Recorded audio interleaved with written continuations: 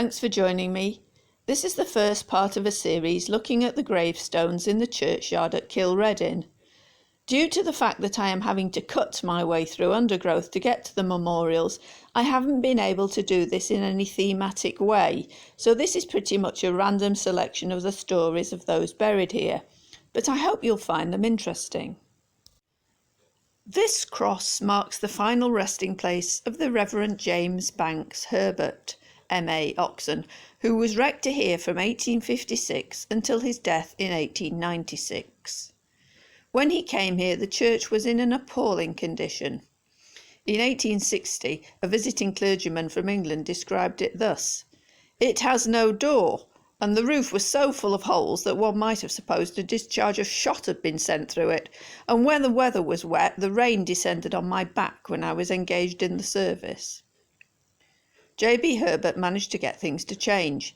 He got a new rectory, conveniently situated on the road just above the church, and by 1862 he had a brand new church too, designed by the Victorian architect R.J. Withers. It seated 190 people, or rather it could. I doubt it often saw anything like that except at funerals. The bulk of the population of the parish were nonconformist, and that caused a headache for the Reverend Herbert in the 1880s. The anti-tithe agitation was a movement which found ready supporters in Cilrhedyn. Those who refused to pay towards a church they did not attend had their property seized and auctioned off in tithe sales.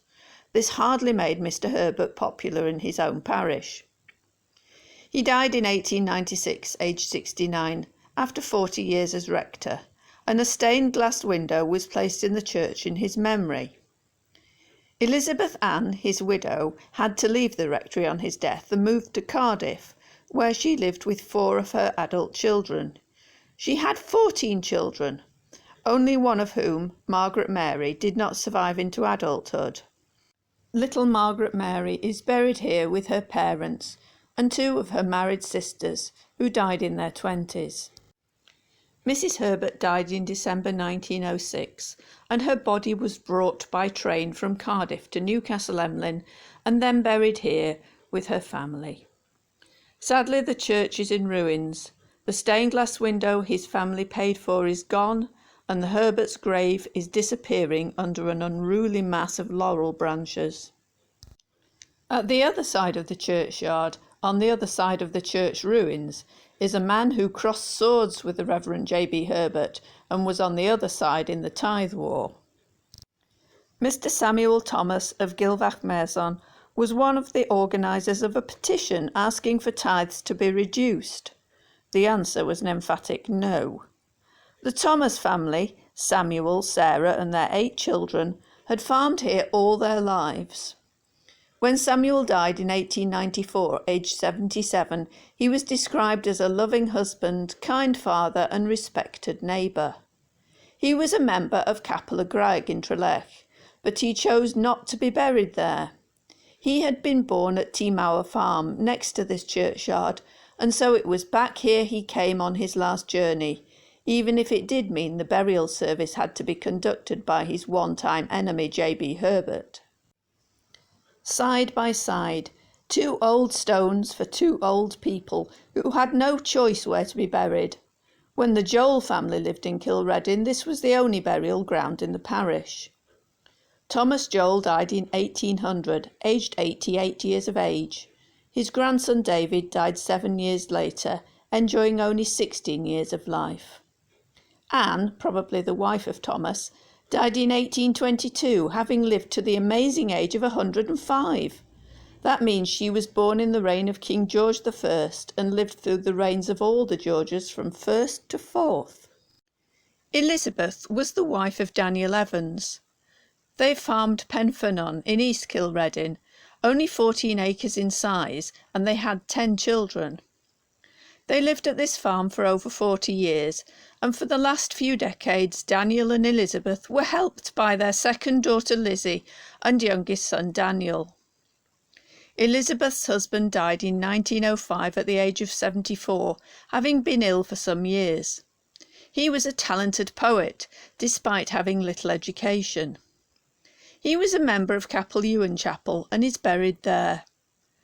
Elizabeth and her daughter Lizzie carried on farming after his death, selling dairy products.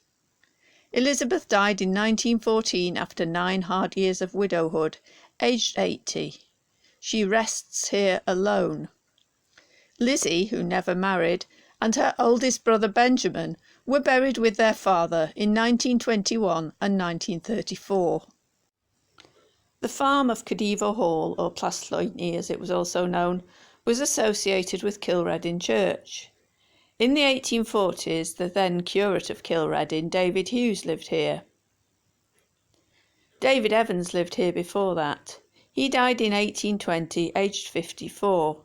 He's buried here with his wife Anna, who died in 1836, aged 75. When the church was being rebuilt, the parlour at Cilrhedyn Hall was used for services. The farm was tenanted by many families over the years. John Hughes had farmed it for only a few years before his death in 1868, aged 53. His widow, Anna, farmed it herself after his death with the help of 2 farm servants, but by the time of the 1881 census, the farm had gone to someone else. Not everyone buried in Cilrhedyn Churchyard was from Cilrhedyn parish. Bridge End Cottage was nearer to Cilrhedyn Church than the parish church at Cilrhedyn, though it belonged to that parish. In the 1860s and 70s, William and Hannah Jones lived here with their grown-up daughter Mary and their son John, a draper. At one time they seem to have run the cottage as an inn. William died in 1879, aged 77. It's hard to read the inscription on his headstone as it's being engulfed by a tree. The tree is a very old box tree. Box trees, usually clipped to keep them small and tidy, not allowed to grow tall like this one, are not uncommon in cemeteries round here. No one knows for sure why they were planted in church and chapel yards, but they're usually very close to the front of the headstone. There was an old Welsh tradition of strewing a coffin with evergreens, and it's possible that this tree grew from such a piece of box, planted on the grave of his parents by John Jones or his sister. After her husband's death, Hannah and her son John, who was then a grocer, continued to live at Bridge End Cottage. Hannah died in 1884, aged 79. John, who never married, died in 1899, aged 65. The next cottage along the Lankeith Road from Bridge End is now a ruin. It was called Rock Cottage, and it was once the home of Catherine Davis, who died a year after her neighbour John Jones in 1900. She was 75. They're buried side by side. Hidden under moss and brambles, I came upon a fallen headstone. Once cleared, it was possible to read the inscription. The stone is for David Evans, who farmed at Malogus Farm, but formerly Plaza Havard Farm, just across the valley. He and his wife Anne died 3 months apart in 1859, aged 93 and 90 years respectively.